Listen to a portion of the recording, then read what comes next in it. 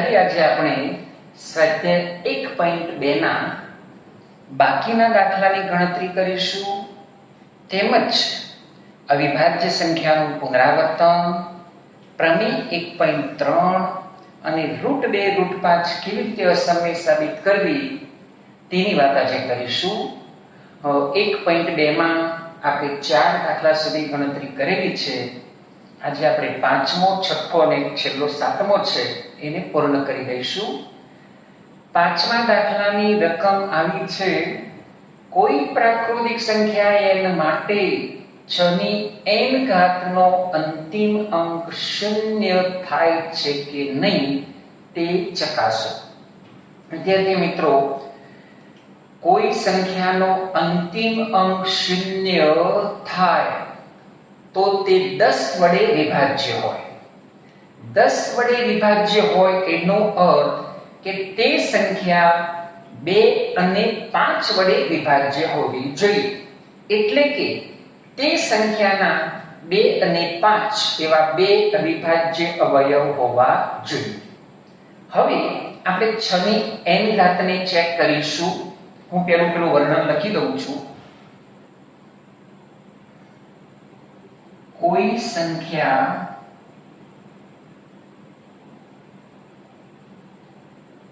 નો અંતિમ અંક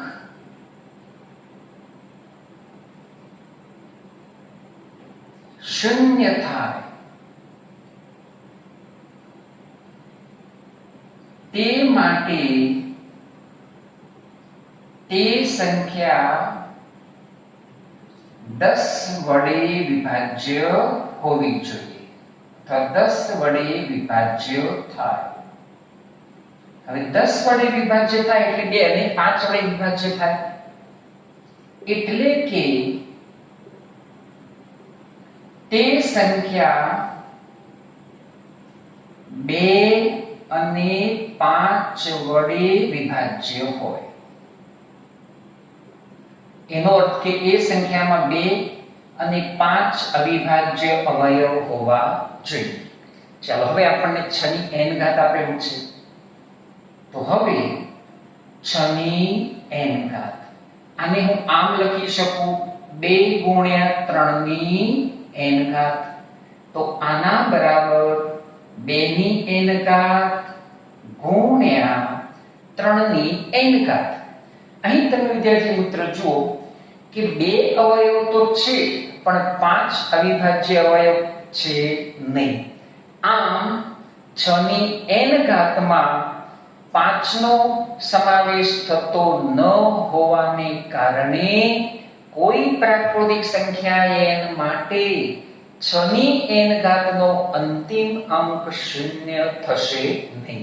તો અહીં આપણે લખી દઈશું, અહીં 5 અવિભાજ્ય અવયવનો સમાવેશ ન થતો હોવાથી અથવા અવિભાજ્ય અવયવ ન હોવાને કારણે કોઈ પ્રાકૃતિક સંખ્યા n માટે 6 ની n ઘાતનો કોઈ પ્રાકૃતિક સંખ્યા n માટે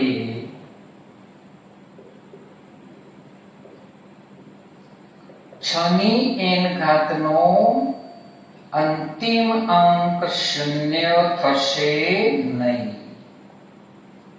અંતિમ અંક 0 થશે નહીં. બસ અહીં આપણે એનો પૂર્ણ કરીશું. થોડું વર્ણન જેવું છે વિદ્યાર્થી મિત્રો, પણ તમને વિભાજ્યતાની ચાવીઓ વગેરે પરફેક્ટ હશે તો તમને તરત ખ્યાલ આવશે કે કોઈ સંખ્યાનો અંતિમ અંક 0 હોય તો એ 10 વડે વિભાજ્ય હોય. 10 વડે વિભાજ્ય હોય એટલે 2 અને 5 વડે વિભાજ્ય હોય. એનો કે આ સંખ્યાના 2 અને 5 એવા 2 અવિભાજ્ય અવયવ હોવા જોઈએ. 2 અવિભાજ્ય અવયવ છે, 5 નથી. માટે આ સંખ્યાનો 6 ની n ઘાતનો અંતિમ અંક 0 થશે નહીં. અહીં આપણો દાખલો પૂર્ણ થશે.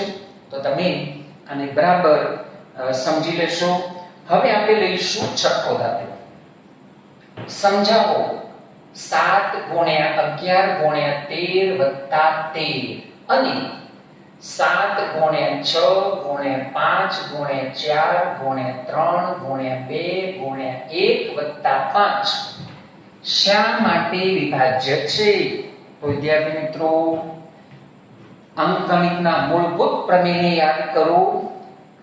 કોઈ પણ વિભાજ્ય સંખ્યાને તેના અવયવોના ક્રમને અવગણીને અવિભાજ્ય સંખ્યાના ગુણાકાર સ્વરૂપે અનન્ય રીતે લખી શકાય છે. આ પ્રમેય 1.2 આગળ આપણે જોઈ ગયા છે. તો આ વિભાજ્ય થવા માટે અવિભાજ્ય અવયવોના ગુણાકાર સ્વરૂપે આને લખી શકાતી હોવી જોઈએ. હવે આપણે પહેલો દાખલો લઈએ છીએ. 7 ગુણ્યા 11 ગુણ્યા 13 વત્તા 13. તો આ પ્રકારના દાખલામાં વિદ્યાર્થી મિત્રો તમને જે સંખ્યા રિપીટ તરીકે આપી હોય એને સામાન્ય કાઢી લેવાની. 13 આપણે સામાન્ય કાઢી લઈશું. તો હવે શું થશે? 7 ગુણ્યા 11 અને વત્તા 1. અહીં આપણે 13 સામાન્ય કાઢ્યા છે, એટલે 13 સામાન્ય કાઢી વત્તા 1. તો આના બરાબર આટલા મળે. હવે 11 ગુણ્યા 7 77 વત્તા 1. તો અહીં 77 ને 1 78 થશે. તમને 78 ના અવિભાજ્ય અવયવ આપણે પાડવા પડે. તો અહીં તમે જુઓ કે 78 ને આપણે 2 વડે ભાગી દઈએ. તો 2 વડે ભાગશો 2 3 6 2 6 18. તો અહીં 78 ને આપણે 2 વડે ભાગીએ તો 2 તરી 6 1 વધશે 18 થશે. 2 9 18. તો 2 ગુણ્યા 39 આવશે. 39 ને આપણે જાણીએ છીએ 13 તરી 39. તો 39 આને આપણે આમ લખી શકીએ 2 ગુણ્યા 13 ગુણ્યા 3. 13 તરી 39 ગુણ્યા 2 78. તો હવે આને આમ લખીશું આપણે 13 ગુણ્યા 13 ગુણ્યા 2 ગુણ્યા 3. આ રીતે આપણે લખીશું. અહીં 13 બે વખત છે તો એને આપણે 13 નો વર્ગ ગુણ્યા 2 ગુણ્યા 3 આ રીતે લખી શકીએ છીએ. તો અહીં તમે વિદ્યાર્થી મિત્રો જોઈ લો, આ બધી સંખ્યાઓ અવિભાજ્ય છે. અવિભાજ્ય સંખ્યાના ગુણાકાર સ્વરૂપે આપણે લખી શકીએ છીએ, માટે આ સંખ્યા વિભાજ્ય છે. હવે આપણે બીજું પરિણામ આનું લઈશું. બીજું પરિણામ આપણને આવું આપેલું છે 7 ગુણ્યા 6 ગુણ્યા 5 ગુણ્યા 4 ગુણ્યા 3 ગુણ્યા 2 ગુણ્યા 1 અને વત્તા 5. તમે તરત કહી શકશો કે આમાંથી સામાન્ય કયો કાઢીશું? આપણે 5 સામાન્ય કાઢીશું એટલે 7 ગુણ્યા 6 ગુણ્યા 4 ગુણ્યા 3 ગુણ્યા 2 ગુણ્યા 1 અને વત્તા 1 થઈ જશે. ચાલો અહીં આપણે 5 રહેવા દઈશું. આ બધાનો આપણે ગુણાકાર કરીશું. 3 × 6 = 24 અને 7 × 42. હું 42 ને 24 વડે ગુણી દઉં. 3 × 6 = 24 7 × 42. તો અહીં 2 × 4 4 × 8 4 × 8 4 × 16 6 4 10 9 ને 10. તો 1008. એમાં આપણે 1 ઉમેરી દઈશું તો 1009 આટલું આપણને મળશે. તો આને આપણે 5 ગુણ્યા 1009 વડે દર્શાવીશું. આ બંને અવિભાજ્ય સંખ્યાઓનો ગુણાકાર છે. તો આમ તમને આ પ્રકારના દાખલા આપ્યા હોય ત્યારે એક આંકડો એવો હશે, એક સંખ્યા એવી હશે જે રિપીટ થતી હશે, એને તમારે સામાન્ય કાઢી લેવાની બસ. તો આ દાખલો તમને બરાબર ખ્યાલ આવી જશે. હવે આ સ્વાધ્યાયનો આપણે અંતિમ દાખલો લઈને પછી આગળ જઈશું.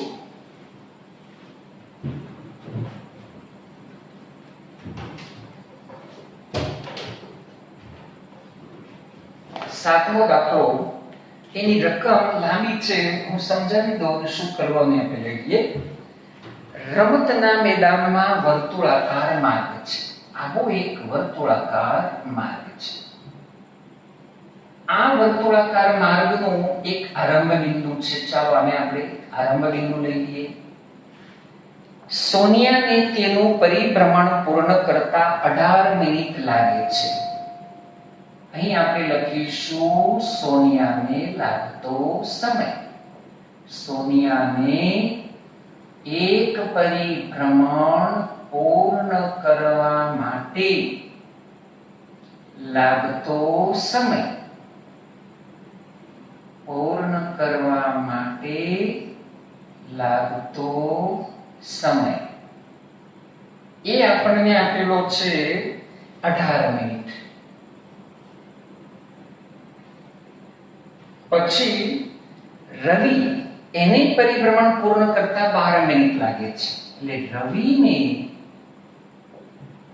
એક પરિભ્રમણ પૂર્ણ કરવા માટે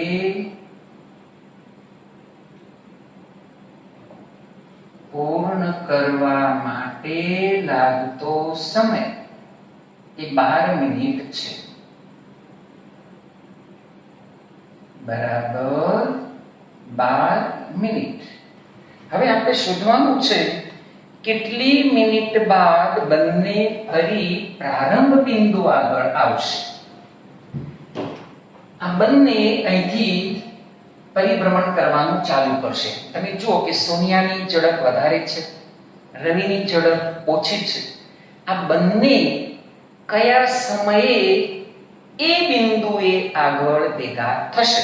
તો વિદ્યાર્થી મિત્રો તમારે રોજ યાદ રાખવાનું આ પ્રકારના દાખલામાં કે આ બંનેના લસા જેટલા સમયે આ સોનિયા અને રવિ પરિભ્રમણ બિંદુ એટલે કે આરંભ બિંદુ આગળ ભેગા થશે. તો આપણે બંનેનું શું લઈ લઈશું? લસા. તો અહીં આપણે લખીશું સોનિયા અને રવિ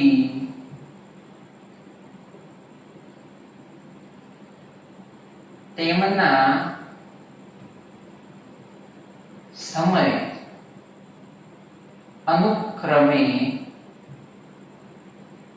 18 મિનિટ એટલે કે 18 અને 12 ના લસા જેટલા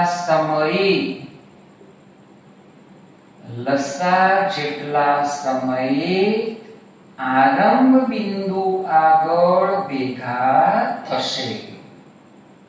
આરંભ બિંદુ આગળ ભેગા થશે. તો હવે આપણે આ બંનેનો લસા શોધી લઈએ.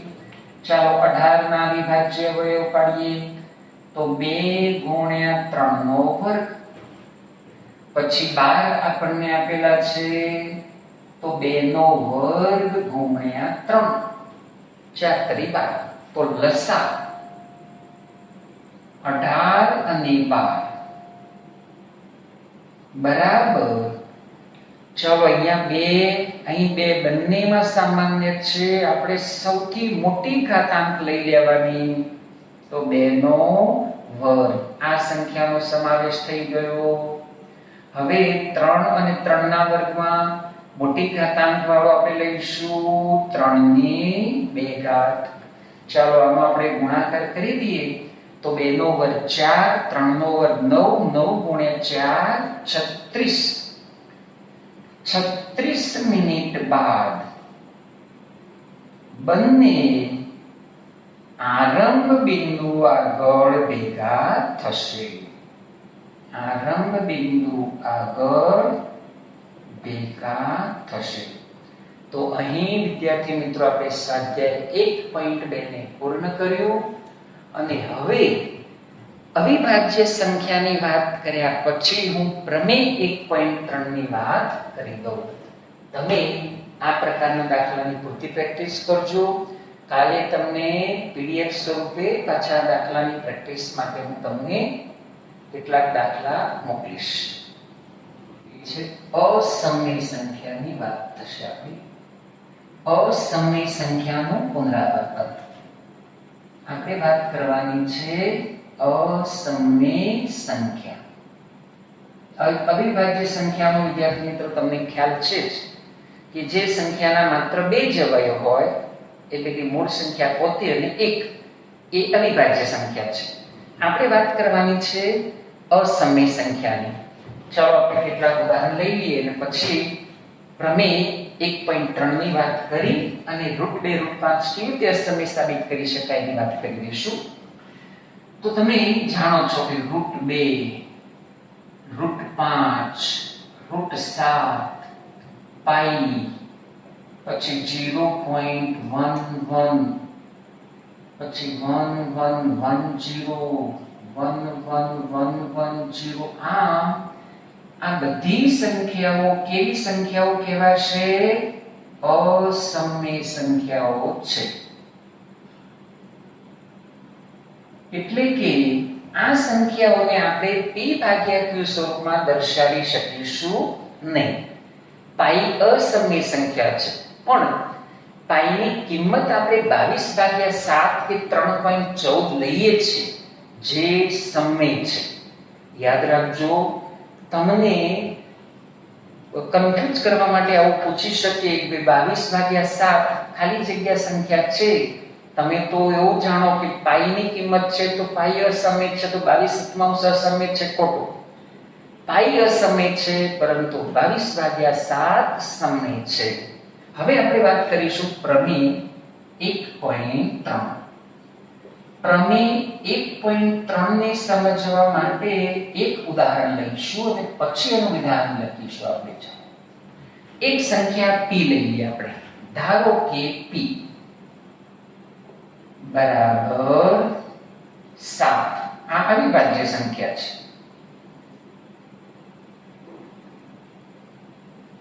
ધારો કે p એક અવિભાજ્ય સંખ્યા છે. એ કોઈ ધન પૂર્ણાંક છે, એ કોઈ ધન પૂર્ણાંક છે અને એ માટે આપણે લઈ લઈએ 14. એ બરાબર 14. હવે a સ્ક્વેર એ p વડે વિભાજ્ય હોય. ચાલો આપણે આનો વર્ગ કરીએ. તો a સ્ક્વેર બરાબર 14 નો વર્ગ બરાબર 196. a સ્ક્વેર એ p વડે વિભાજ્ય છે. એનો અર્થ કે 196 ને આપણે 7 વડે ભાગી શકીએ. ચાલો 7 દુ 14. અહીં 5 વધશે, 8 સીતા 56. તો a સ્ક્વેર એટલે કે a સ્ક્વેર એટલે 14 ના વર્ગને આપણે 7 વડે ભાગી શકીએ તો એ કેટલા છે? 14. તો 14 ને 7 વડે આપણે નિશેષ ભાગી શકીશું. તો હવે આના પરથી તમને વિધાન આવડી જશે. ધારો કે p કોઈ અવિભાજ્ય સંખ્યા છે, કોઈ ધન પૂર્ણાંક a માટે જો a સ્ક્વેર એ p વડે વિભાજ્ય હોય તો a પણ p વડે વિભાજ્ય હોય. ફરી જોઈ લો. ધારો કે p કોઈ અવિભાજ્ય સંખ્યા છે. આપણે p બરાબર 7 ઉદાહરણ તરીકે લીધું. એ કોઈ ધન પૂર્ણાંક છે. આપણે a બરાબર 14 લીધા. જો a સ્ક્વેર, હવે a સ્ક્વેર એટલે 14 નો વર્ગ 196, એ p વડે વિભાજ્ય હોય એટલે કે 7 વડે ભાગી શકાય છે, તો એ પણ એટલે કે એને પણ p વડે વિભાગી શકાય. 14 ને પણ 7 વડે નિશેષ ભાગી શકાશે. આ આપણું પ્રમેય 1.3 એ અસમય સંખ્યાઓ સાબિત કરવામાં કામ આવશે. તો પ્રમેય 1.3 નું વિધાન લખી દઈએ આપણે. ધારો કે p અવિભાજ્ય સંખ્યા છે.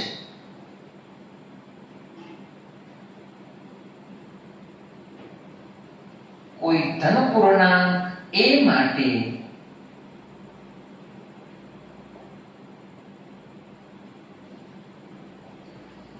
a સ્ક્વેર એ p વડે વિભાજ્ય હોય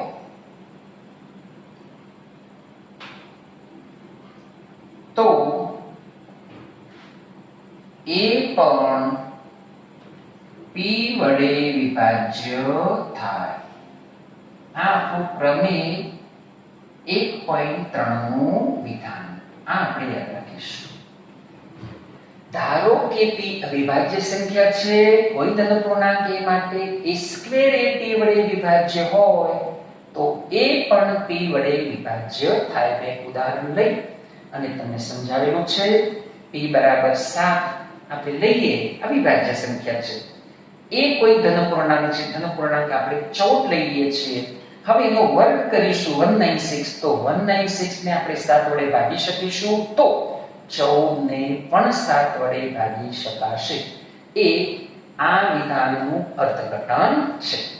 હવે આપણે √2 ને અસમય સાબિત કરવાની વાત કરીશું. તો અહીં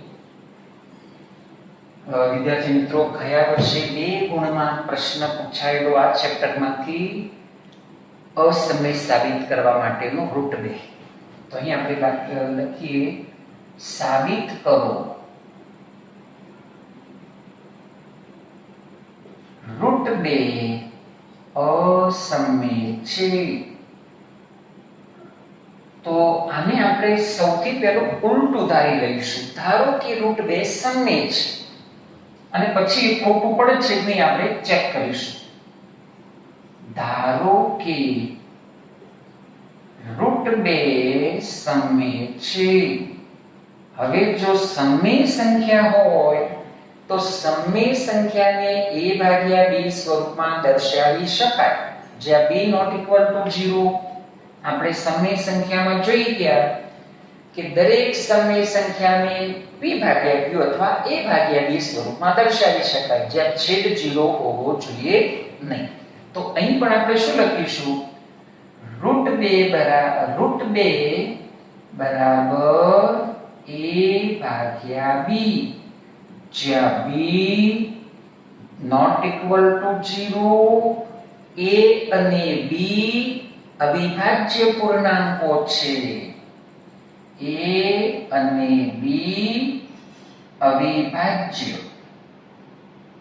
પૂર્ણાંકો છે.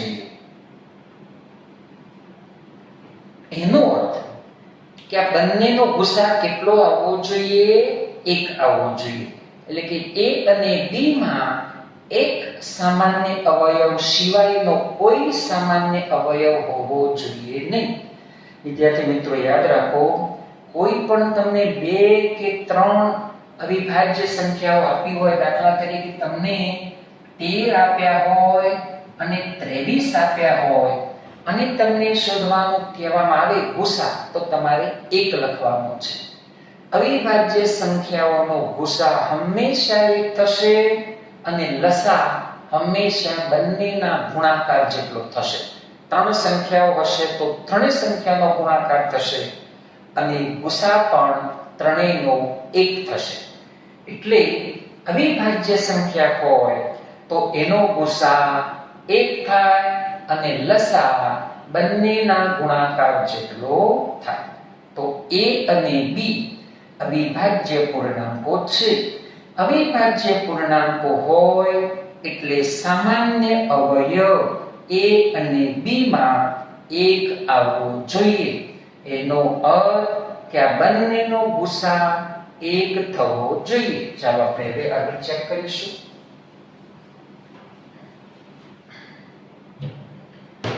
હવે √2 બરાબર a ભાગ્યા b, બંને બાજુ આપણે વર્ગ લઈએ. બંને બાજુ વર્ગ લેતા તો શું થશે? √2 નો વર્ગ 2, a ભાગ્યા b નો વર્ગ a સ્ક્વેર ભાગ્યા b સ્ક્વેર.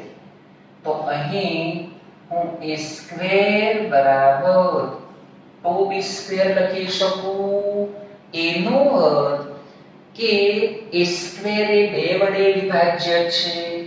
આને નીચે તમે 2 લાવો તો a સ્ક્વેર એ 2 વડે વિભાજ્ય છે, એવું આપણે કહી શકીએ ને.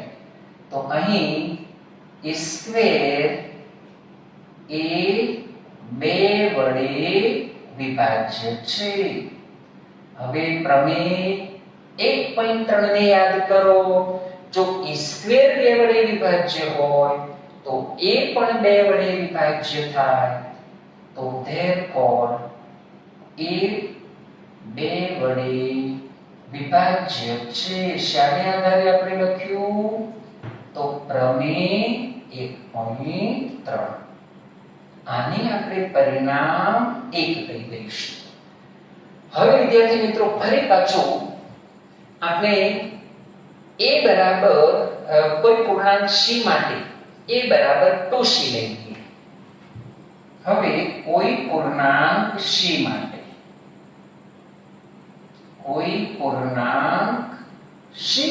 માની લો કે c બરાબર 1 હોય તો 2 ને 1 વડે ગુણવાની ફેર નહીં પડે. કોઈ પૂર્ણાંક c માટે a બરાબર 2c, જ્યાં c કોઈ પૂર્ણાંક છે. હવે બંને બાજુ પાછો વર્ગ લઈ લો. બંને બાજુ વર્ગ લેતા તો શું થશે? a સ્ક્વેર બરાબર 4c સ્ક્વેર. ચાલો a સ્ક્વેર ની જગ્યાએ 2b સ્ક્વેર મૂકી શકીએ. તો a સ્ક્વેર બરાબર 2b સ્ક્વેર લેતા હવે થશે 2b સ્ક્વેર બરાબર 4c સ્ક્વેર. બંને બાજુ 2 વડે ભાગી દઈએ. બંને બાજુ 2 વડે ભાગતા આપણને પરિણામ મળશે b સ્ક્વેર બરાબર 2c સ્ક્વેર. એનો અર્થ કે b સ્ક્વેર એ 2 વડે વિભાજ્ય છે. b સ્ક્વેર એ 2 વડે વિભાજ્ય છે. તો પછી પ્રમેય 1.3 મુજબ b એ 2 વડે વિભાજ્ય છે. આને આપણે પરિણામ 2 કહી દઈશું. આમ a અને b બંનેમાં સામાન્ય અવયવ આપણને કેટલો મળ્યો? 2. જ્યારે શરત મુજબ કેટલો હોવો જોઈએ? 1 જ હોવો જોઈએ. માટે આપણી ધારણાથી વિરોધાભાસ ઉદ્ભવે છે, જેથી કહી શકાય કે √2 અસમય છે. તો હવે આપણે બાકીનું વિધાન અહીંયા હું લખી દઉં છું. અહીં પરિણામ 1 અને 2 પરથી અહીં પરિણામ 1 અને 2 પરથી a અને b બંનેમાં સામાન્ય અવયવ 2 છે.